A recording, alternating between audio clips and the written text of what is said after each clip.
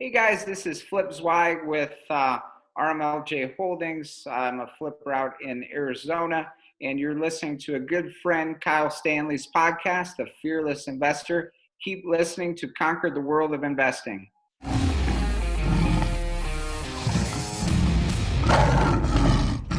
Hey guys, we're talking with Flip Man. That's Flip Zwag today, and he is going to be discussing how he's flipped over 1,000 homes, but what he's most excited about today in his real estate business is Airbnb. Like, I just really want you guys to be able to see just the power of Airbnb and how it is changing the way we do real estate. And I'm so excited because Flip is a perfect example of why people should be really excited about Airbnb. And with that being said, have you download our Airbnb profit calculator? It's easy, it's free, it's right there on fearlesskyle.com, and you can download it and know if you have an Airbnb deal or Airbnb dud. And if you have downloaded it and you're like, man, I've got questions about this, then the next place you're definitely going to want to go is our free Facebook page, Airbnb Masterminds. You can find that link in the YouTube video down below, or you can just go to Facebook and search Airbnb Masterminds. It'll pop up and you can ask questions all day long. Tons of great people in that group, tons of great information being shared. It's literally a mastermind right there on Facebook. Pretty easy, right? All right. So anyway, with that being said, let's get to it today with Flip Zwag.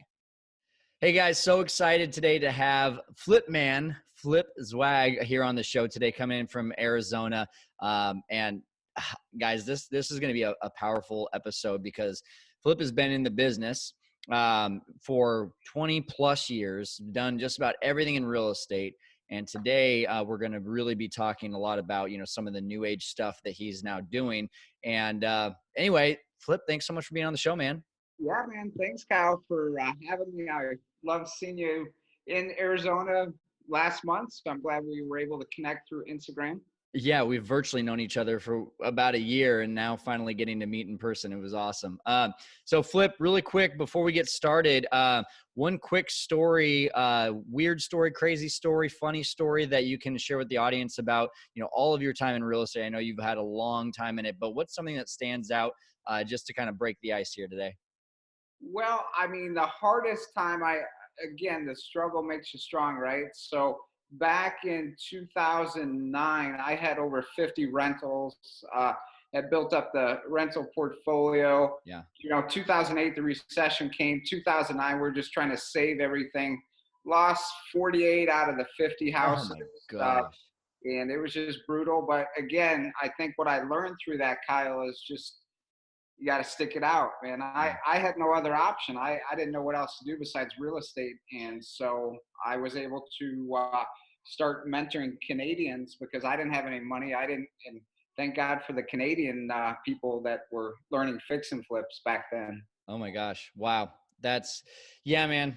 2008, 2009, crazy time. I'm pretty glad that I wasn't a part of that, but it's nice to learn from people that had gone through that and see how we can, avoid those mistakes or at least minimize the damage if that ever does happen again. But Yeah. And I think the minimization was almost impossible because my right. mentor, even at the time, Kyle, he had been through 2 recessions. He's now in his 80s, but he said this was the worst.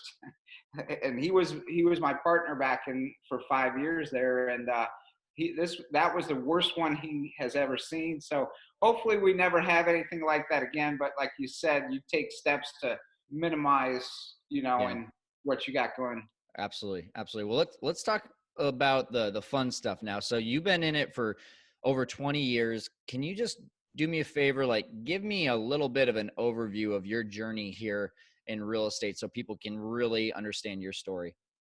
Yeah, I mean, back then, Kyle, when I started in late '90s, there was no YouTube, no like coaching programs like you have, uh, mentorship. You just had to kind of, you know, Get figure it out done. who, Yeah. who your mentor was going to be. Now there's so many opportunities where you could, pay for mentorship, which is gigantic. So I bought a Carlton Sheets program. He was the king of no money down infomercials back in the late '90s. Same with Tony Robbins, of course, was the king of the motivational infomercials. But I both of them, and found a mentor while I was in corporate America. And 6 months after learning about real estate, I just left corporate, safe, secure salary plus commission sales job at a Fortune 100 company. But I just didn't see passion. I didn't see, me being an employee the rest of my life. So I just jumped in, and a lot of loved ones thought I was crazy, but no one really, they were, is fix and flip legal? Can you actually do that? And Right. so there was a lot of unknowns back in the day. Gotcha. Okay. So you jump in, you quit your job. Let me ask you that. At what point did you feel comfortable quitting the job?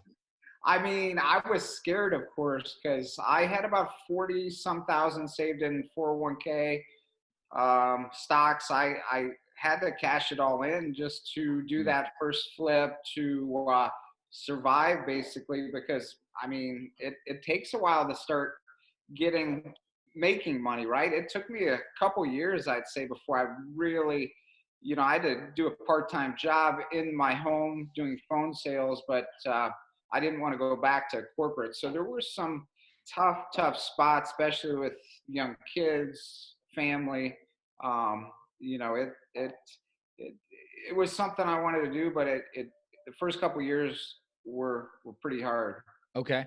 So talk about those first couple of years. Was it just sacrificing and saving money to try to make this thing work? Were you thriving?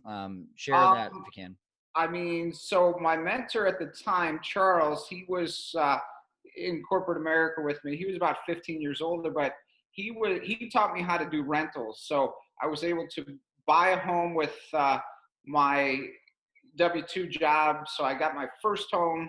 It was a townhome. I ended up renting that out. And then I moved to Scottsdale, Arizona, bought a 4 bedroom, and then I house hacked. I didn't know what house hacking was, but I rented out the 3 other rooms to young professionals, and then I ended up getting married.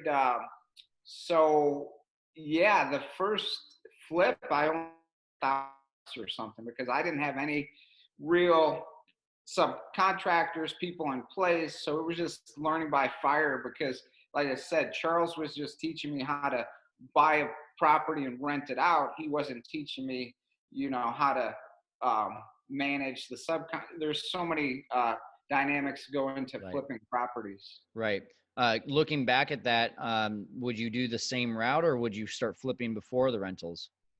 Um, so I had a few rentals, and that was great because again, the key with corporate is you have good income, you have W-2, so it's easier to qualify. So I was glad I got in the game through a few rentals, but a lot of guys nowadays they'll wholesale before they do fix and flip. So I kind of did it the other way, Right. where I was fix and flipping, and then at some point I was getting so many contracts and so many properties I had to wholesale. So Yeah. again, the key is just locking the property down. Even today, if when I lock properties down, as long as I have a good price, I have 4 or 5 different options what I could do with that property. Right. Right. Um, so I wouldn't change a thing, man. I made I said about $1,000, but I felt like, oh man, I'm actually doing this now. So it's real. There you go. Cool. Yeah. And I think what you said there was really key. Multiple exit strategies is really important as you're getting into these deals. Talk about like, how did you acquire these deals when you were first starting? I'm sure it's much different than you're doing today. Man, I read a book. I can't remember what book, but I knew I had to have my team in place. So I wanted to have private money people. I wanted to have a title company. I wanted to have a CPA. I want to have realtors. I want to have subcontractors. So I would just network like crazy. I go into the title companies and introduce myself as an investor, even though I was just a small guy investor. But like I put on that hat and said, man, I'm an investor. I'm looking for private money. I'm looking for people that could help me find fix and flip deals. I'm looking for realtors who are investors themselves. So I just like network like crazy out there in the community. And everyone knows me in Arizona. And then recently, I think it was about last year, Pace Morby's like, man, you got to get on social because like Arizona knows you, but no one else does. So social is a game changer for sure. Yeah, and you've grown pretty quickly here on social media. You've been really doing a lot over there. Take a few minutes here, just kind of plug your Instagram, and would love people to know where they can find you and what you're doing on there. Awesome. Thanks, Kyle. So it's just at flippin_AZ. And then on my Instagram, we have a link tree. I have a free giveaway, like a 9-page ebook that they could download about fix and flipping. And then it shares all my other YouTube and social media sites. And then we'll have a link to all the Airbnbs on there soon. Cool. All right, that's a good transition. Before we do get into the Airbnb side, how many flips have you done here in your 20 plus years? It's well over 1,000 though. Now, Wow.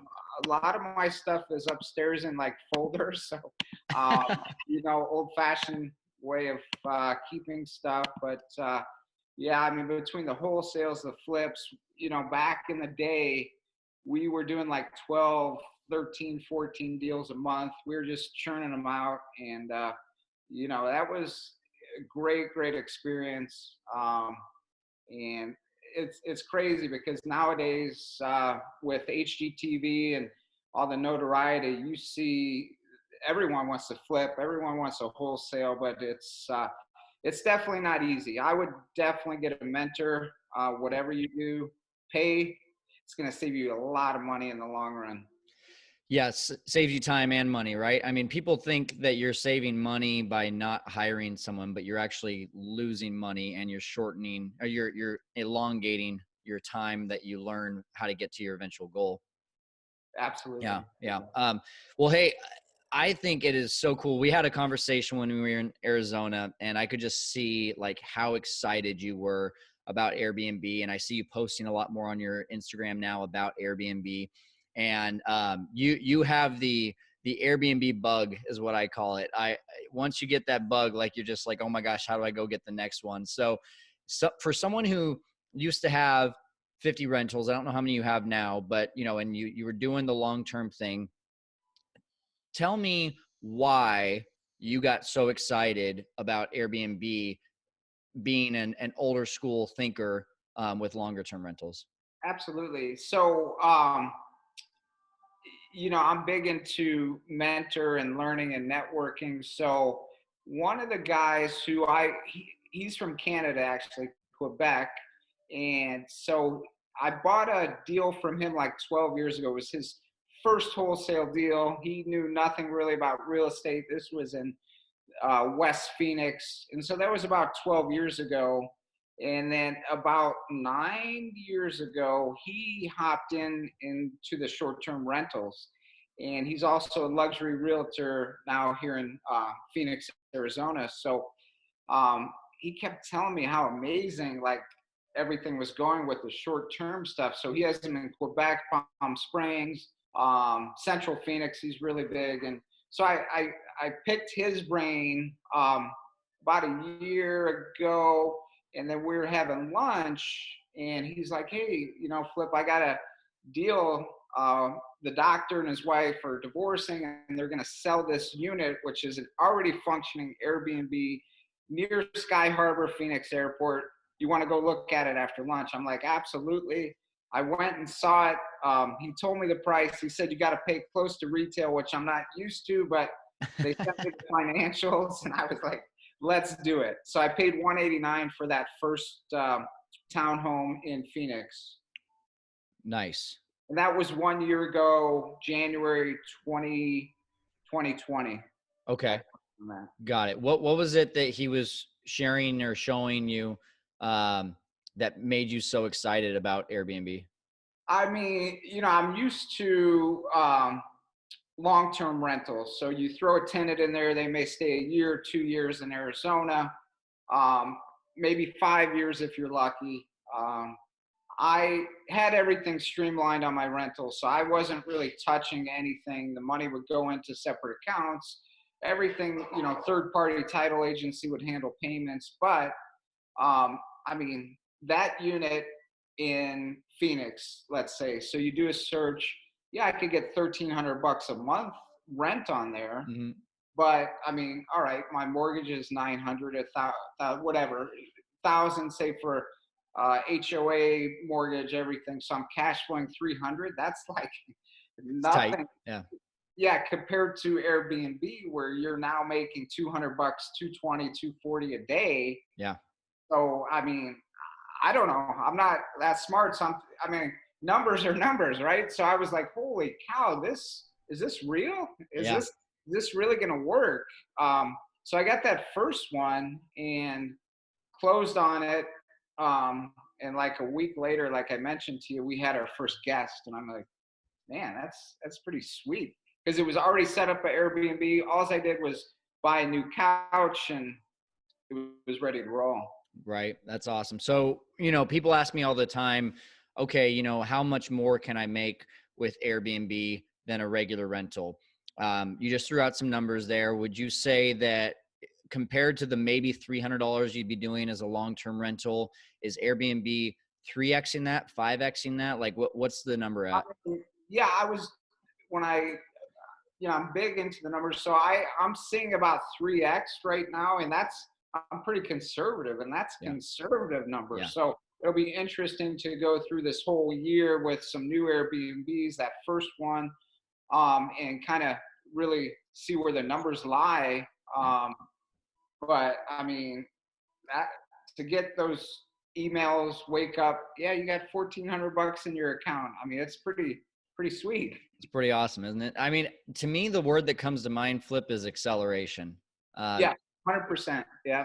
It just and I think going back to when I first was getting into Airbnb and I was around a lot of investors who were bragging about $200 $300 per month at 20 30 40 places. I was like, holy cow, I'm doing like 3 Airbnbs at this point and making $3,000 a month. It's taking these guys like 10 12 places to do that, and I'm doing it with 3. And I think it's the acceleration is just so exciting to see, wouldn't you say? I agree, Cal. It seems like the antiquated way is to buy a home, sit on it, let it appreciate, get $200-300. I mean, to me, that's old school. Like Yeah. it's like I don't know if I'm missing something or what, because it's freaking amazing. And so I got a goal of 4 years to have 32 Airbnbs the next 4 years. And I mean, Nice. the math is insane what you're cash flowing every month. It's absolutely nuts. So let's talk about the transition of having a long-term renter mindset and the process to a short-term rentals. You've got a lot more things turning over. You've got a lot more teammates that you need. So was any of that intimidating to you in the beginning? So yes, so it's a different mindset, but thankfully I trained for about a month. Every Saturday, my daughter, she just turned 18, her and I would go down to Sasha's office and we'd sit and he'd train her and I on how to operate, what to do, what to look for. So we did that for 4 different times. So I felt more comfortable once we were launched. And also, we did inherit the house crew from that first unit, and she had been with Nice. that unit for 8 years. So that transition felt more comfortable as the days went Good. on, because the house cleaners are really your eyes and ears, and that's critical of they report things and so forth. That's great. What would you say is the biggest difference that you notice on a day-to-day, what your operations are, or maybe what your team's operations are versus a long-term renter? What's been the I biggest difference? I mean, it's a real business, right? Yeah. It's real tangible because your cash return is coming in, and you do need some money to start them up, though. You need some. I mean, there's different ways. I know arbitrage is out there, and I will try that down the road. Right now, Kyle, I'm just converting all my existing rentals to Airbnbs, like I mentioned, as tenants leases come up and so forth. But and you go in, you renovate, you need some capital to do that. You need some capital to do, do the decorating, and I'm getting better, tighter budgets and so forth. But you do need some partners or money if you don't have your own when you're first starting into your Airbnb business, from Absolutely. what I've seen. Absolutely. So now that you've got the Airbnb bug, is this your number one focus in your business right now, or what other things are you doing in real estate? It really is. So like Wow. flipping, I'll do, a handful of flips this year. But my main thing is to build this thing out where the passive income is coming in. So I could travel, I could be in Tahiti, Fiji, wherever, and the money's still coming in. So building and setting up the systems um, to just, you know, mailbox money is Yeah. amazing. I think the big thing I want people to understand here that are listening in is I get a lot of people that are like, "Oh, cool, you're doing Airbnb." It's kind of like, "Oh, that's cute. Keep on doing that." But we have guys like you. We have guys like my friend Mitch Pomeroy, who had 500 apartment units that he's now working on, doing a lot of transitioning from that to Airbnb. We've got people like, nationwide, you look at people like Jay Massey, who is huge in real estate. And now his main focus is Airbnb. This is not a quote unquote cute exit strategy. This is a legit acceleration exit strategy that can get you to your goals. And I want to say that I heard it in a clubhouse room the other day. It, I believe, and I was so happy to hear another expert say this, that it is easier to get to six figures in any business in real estate in year one with Airbnb than anything else.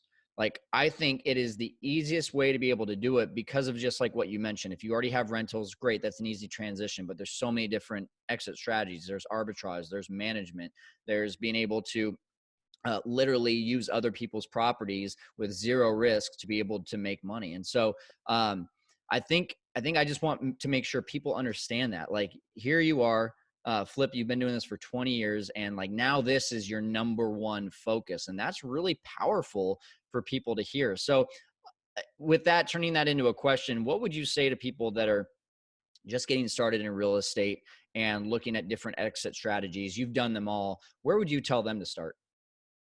Um, I would start with, I'm big again. I don't sell courses right now. I'm not. I've mentored a lot of people over the years, so you got to start. I mean, you could learn on YouTube and stuff like that, but really, you got to start with a one-on-one mentorship with someone that's already doing it. Like you mentioned, Kyle. I mean, they could get to where they want to go if you're new at this, but it's going to take you a long time. You're going to make a lot of mistakes. I've had mentors that when I met Jerry back in 2004, my business, I mean, I went from 5 to maybe 15 deals a month, 20 deals. Like, we just, like, it was crazy to have a mentor who had been at it for 30 years. Yeah. And so start there. If you don't have money, go work for free. I mean, you could do whatever it takes if you really want to get in with someone, and just, every day is different, and see what they're doing. That's big, I believe, Kyle, is to find that or buy a course. I know you have courses out there where you walk them through, every step of the way, how to make money. It's really too, but I mean, six figures is great, and you could do that with fix and flip. You could do that with wholesale. I feel the time you can make six figures is less in arbitrage, the Airbnb business. It's quicker. It's like you said, acceleration. I mean, my goal is to have six figures a month coming in from my Airbnbs, Yeah. and I'm conservative too, so I feel it's realistic where I could Very. have the six figures a month. To me, it's very realistic. And it doesn't have to take you 10 years to build up to that. It can take just a few years. We've got that in our sights here in 2021. That's the goal. We want to gross at least 100,000 for 1 month here in 2021. So I think it's very possible. Well, hey, Flip, thanks so much for jumping on, man. I just want to know before we log off here. You already gave the audience some encouraging words. What's next for you in your business? So I heard you want to get to, what did you say, 32 in the next 4 years? Is that what I heard? Yeah, next 4 years. And again, if I get to fit, I always set realistic. So, 32, I feel I'll hit that pretty good. So Yeah. that's my main thing. And then I'll do a couple new spec builds next few years. And Nice. it was interesting, Kyle, because I was at my daughter's birthday party and my ex sister-in-law, she's like, "What if you flip hotels?" And I'm like, "Holy cow! I never thought about flipping hotels." But like, stay around people that are pointing you in the positive direction. You never know one thing that'll Yeah. change your life, change your mindset. And I'm gonna look to advice from you and guys like you already doing it for years. And is there any new like advice you would give me as kind of a newbie to this space? Oh man, look at that. The interviewee is asking the interviewer. Man, the advice is very similar. Get into a mentorship program, or a one-on-one mentor.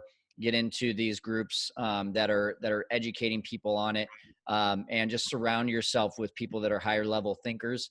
I just think that when you do that, you're to me, Flip, like, I was a lot like you. I was sitting on something that I didn't have a whole lot of education on, and then when I finally like got the bug, it was because I heard about it through education, and then I found a mentor, I bought a course, and that's how I went from 0 to 25 in under 18 months. And so same with what you said, not much different. And just always continue to learn how you can make money a non-factor in scaling the business, just like you would in real estate and in flipping. How can you raise some money to be able to keep on growing your Airbnb business? So for sure, great question, man. Awesome. Well, I love your info, your courses out there, and I'm sure I'll be reaching out to you. Kyle, what do I do here? What do I do here? Really Absolutely, absolutely. Hey, Flip Zwag, thank you so much for being on the show and helping our audience to conquer the world of investing. awesome. Thanks, Kyle. All right, everyone. Show notes for this one. We're going to go fearlesskyle.com/flippin AZ. So flipping without the G and then AZ. That is where we're going to send you for the show notes for this one. Flip is just a wealth of knowledge. He's got a great Instagram that he's literally like you said, he's just teaching for free out there. He's sharing without selling anything. And I love that he's in a position like that where he just has such an immense business and has so much knowledge that he can just go on there and start sharing just basically for fun. Like, and I love his content. So make sure you go on there and check him out. And make sure that you get the Airbnb bug just like him. And if you do get the Airbnb bug, you are one step away from just setting up a call with me. I haven't talked about this for a while, but if you go to fearlesskyle.com/consultation, you can jump on a call with me. I can answer any questions that you've got about Airbnb, and we can get down to really finding out that path for you of what is the next step. So again, fearlesskyle.com/consultation, and we can go ahead and jump on a call. Would love to be able to meet with you. Until next time, keep on conquering the world of investing. We'll see you.